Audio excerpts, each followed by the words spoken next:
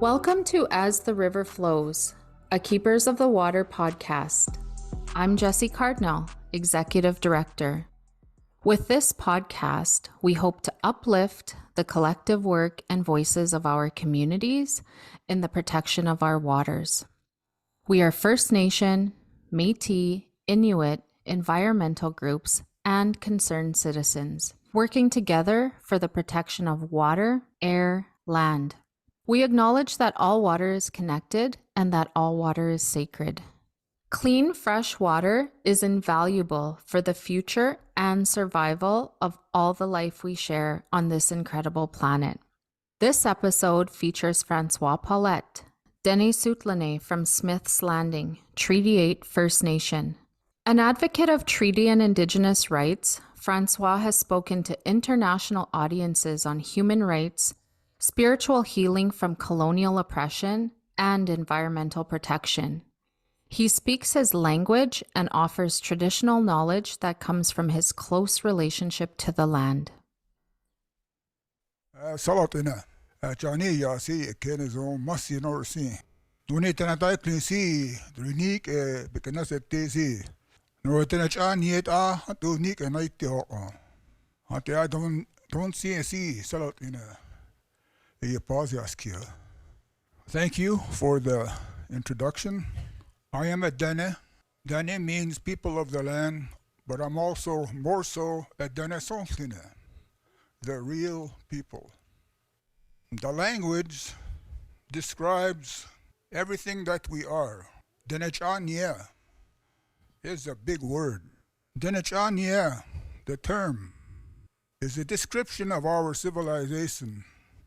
Spiritually, emotionally, mentally, physically. It has everything. It's important that when we speak in our language, that we speak from that perspective. We use a word in the English language, we say elders. But for us, in our language, we say altnede. Altnede means the grand knowledge keeper. This word nede, like when we say shes nede, the mountains, the grand mountains. When we say this nede, the grand river. When we say Dene nede, a lot of people together, it's the grand. It took me a while to accept this word altnede, because descriptively it means you live a high order. It means having sobriety, living a clean life, both spiritually and instructing my children, and especially my grandchildren.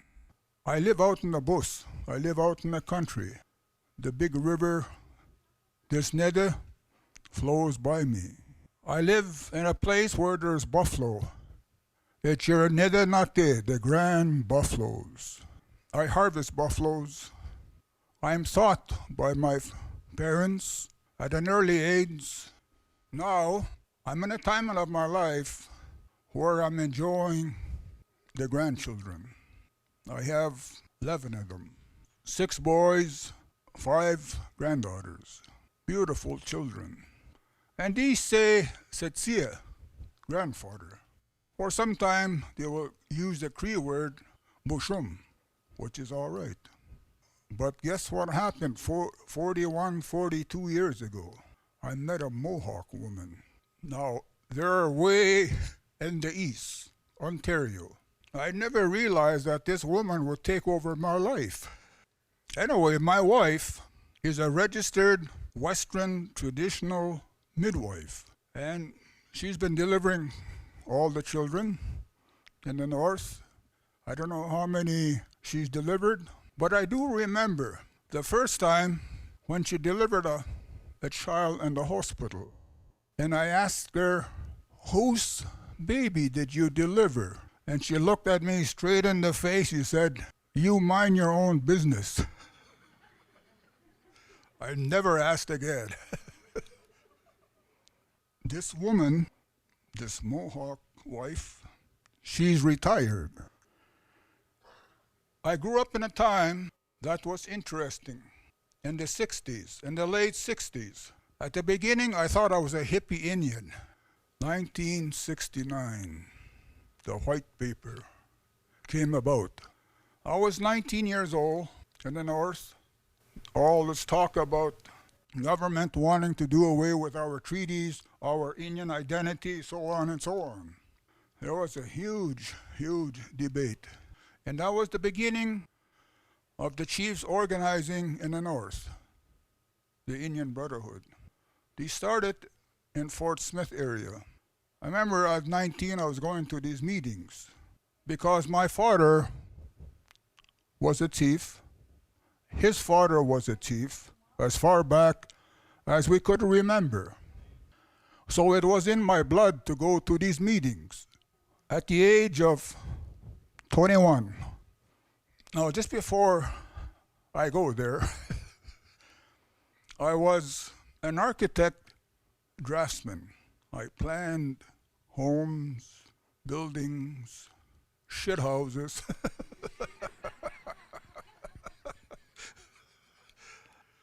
Then, in the spring, I became a chief. I wasn't even in the community. I was traveling on an assignment. And there was this young child, that a boy walked into this band hall of this community, and he had a piece of paper in his hand, and he walks, and he brings that paper to me, and I looked at it. It said, "François, you are now the chief of the Fitz-Smith Indian Band. Come home." Whoa. Talking about life changer? That did exactly that. And the elders at the time, Dene, they kept things in order. And that was the beginning of my young leadership. I spoke the language. I was a good bushman, also a little bit of education. I finished high school. That was the beginning. So after this debate of 69 white paper, there was a consortium of businesses all over Canada, the States, that wanted to build the largest gas pipeline to go through our lands in the Northwest Territory. And our people, I was part of these 16 chiefs. We talked about this day and night. What are we to do? Do you have the money? Do you want to build a pipeline through our lands, Dene lands? What are we to do? This debate went on through the nights. We concluded in 1972, 50 years ago, that we are going to take the government of Canada to court. And that was the beginning of the caveat, the Paulette case. The chiefs that were there at the time, without doubt, without question, we were to protect the lands for our grandchildren yet to be born. How are we going to do this?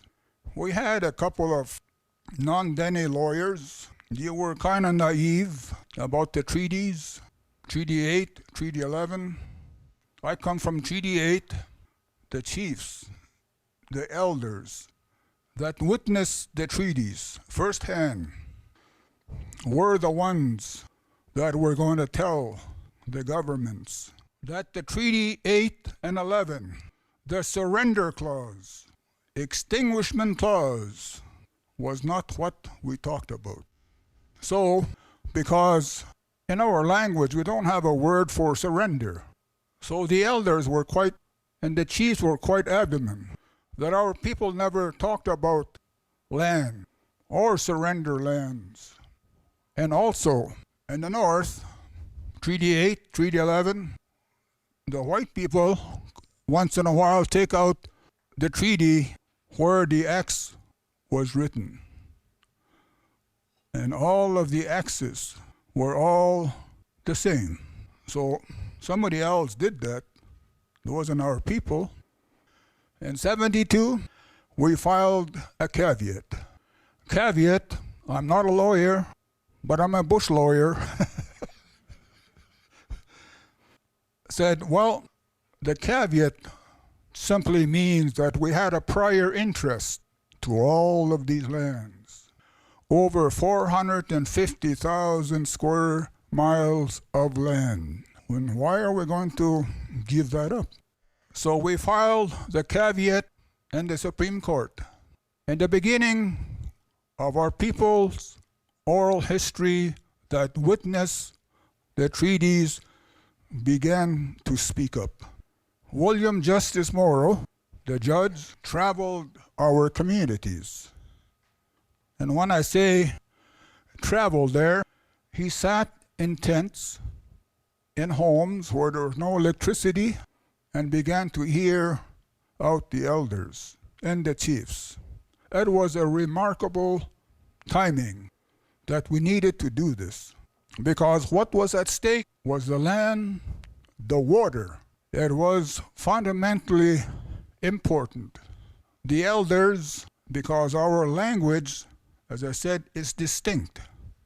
The white language cannot interpret a word. This machine is dying.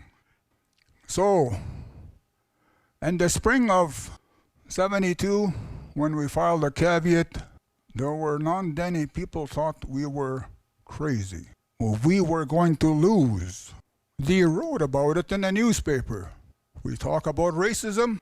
It was clear then that genocide was still happening and that they were going to take our land, no matter what. And sometimes with the help of the church. The elders that were at the original signing spoke up, and they spoke in their language. They were translated, and there was this community in the north. You know, the customs of the legal system is strange. There was this elder sitting in the back that was being questioned. Can't see too good, and he can't hear too good. And these lawyers from the government were questioning him about history.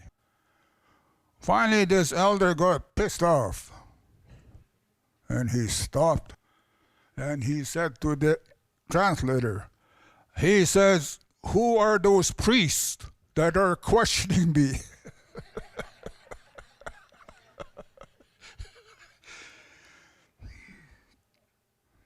I went to university briefly. I've had many confrontations by non-Dene that want to get into a physical confrontation, and I wasn't afraid, no fear, because I'm a man from the bush. I had many battles on the street because I was still drinking at the time. I'm a recovering alcoholic, 47 years.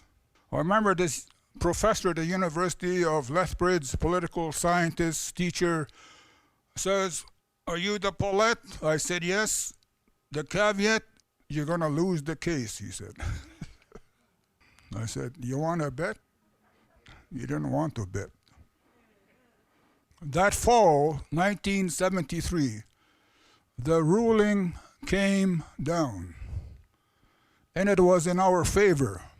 One of the biggest judgment, a clear judgment about title lands, aboriginal rights, and so on. He had Justice Morrow had 6 articles and recommendations that why he ruled in our favor. Anyway, that fall I came back to class one day.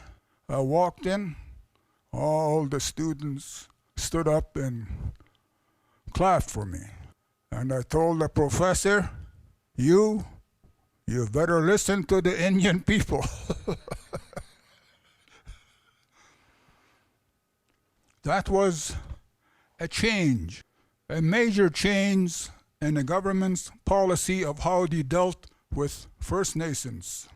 At the same time, there was the Nishka case in BC that came down, ruled in their favor. The Paulette case is there. The history is there. Though the government, in an appeal through technicality, we lost.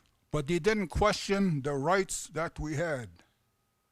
I just want to read a couple of the conclusion of the judge. One, he says, I am satisfied that those who signed the caveat,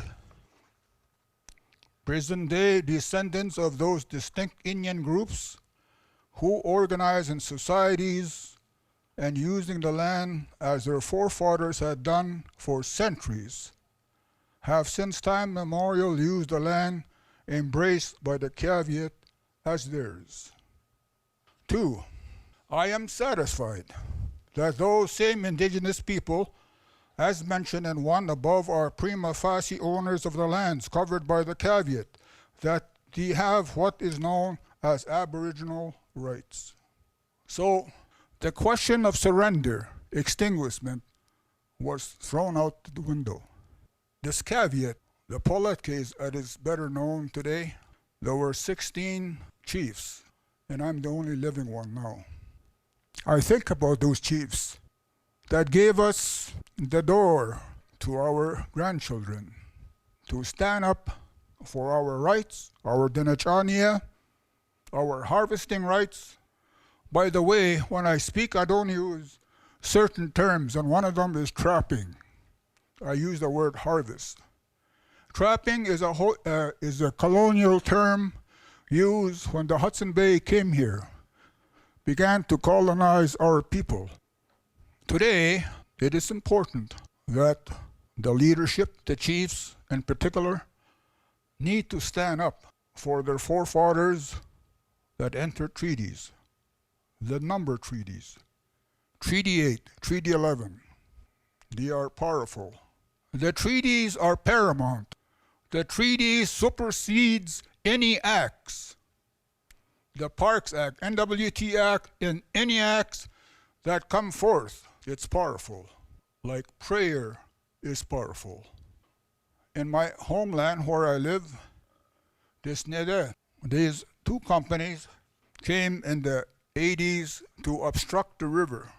They wanted to build a dam so they can electrify wherever they wanted to bring the electricity to. They came back not too long ago, ATCO wanted to engage in damming that river. And we always argued treaty, first and forefront. We always talk about the Paulette case. It's important. And both times, ATCO, the other component, walked away. They know that they could not flood our lands. They couldn't flood our spiritual places. There is archaeological sites dating back 8,000 years. We could not allow them to flood those lands because treaty is paramount. My son is now the chief. He has not only studied his father, but he's educated, both traditional and Western way. It'll be hard to get by him because he supports and will defend the treaties. So when we talk about water, water is a blessing, is a medicine, is everything that we need to live by. But that water is being polluted. And it's been mentioned today, the tar sands. The now scientists, doctors, are seeing that plastic is being airborne. In the north, we have the highest respiratory problems, issues. We have a lot of people dying of cancer. Didn't discriminate, young, old, and we need to protect the waters. The First Nation I belong to, Smith Landing, we do a lot of research in the bush, on the fish, on the animals. We do that about 3 times a year, these camps, because we must do that. So we can find what is happening to our four-leggeds, to the fish. Things are changing. Climate change is here, and it isn't going to go away. I am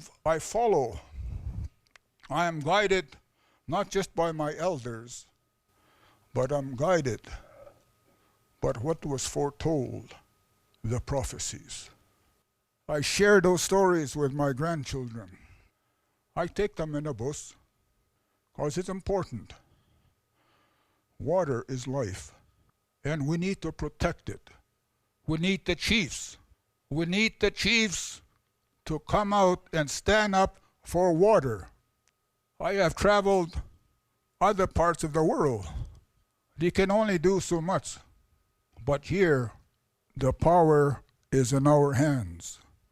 Not too long ago, my wife attended a student reunion, and I went there with her, and different students that she was the only Indian there, I think, and the rest were non-Dene.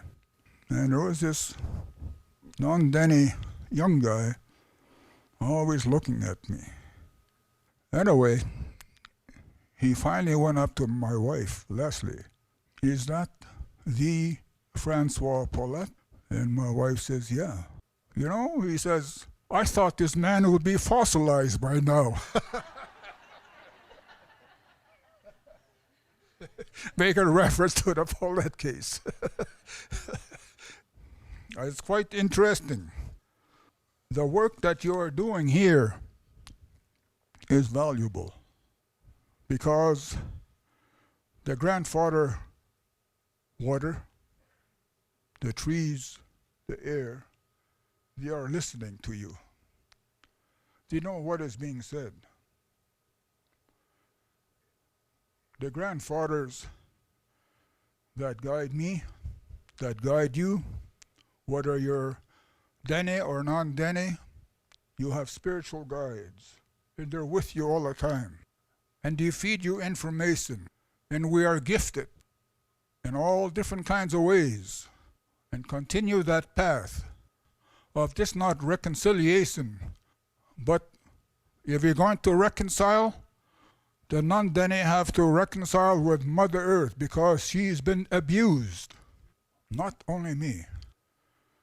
My final word is that when I was 19 traveling, I'm going to say I was a hippie Indian then,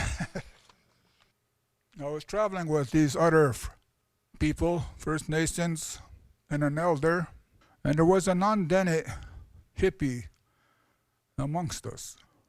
And he he asks the grandfather, not in a religious way, but he asks the grandfather, Grandfather, what is the biggest sin that man can do? The elder quickly said, the biggest sin that man can do is to abuse Mother Earth. And I still listen to those words today. My friend Salotina, thank you. 2023 will be the 50th anniversary of the Caveat Paulette case. So thank you, Masicho. Hi, Masicho François. Your work is so inspiring and helps to pave a path forward. I truly appreciate your wisdom.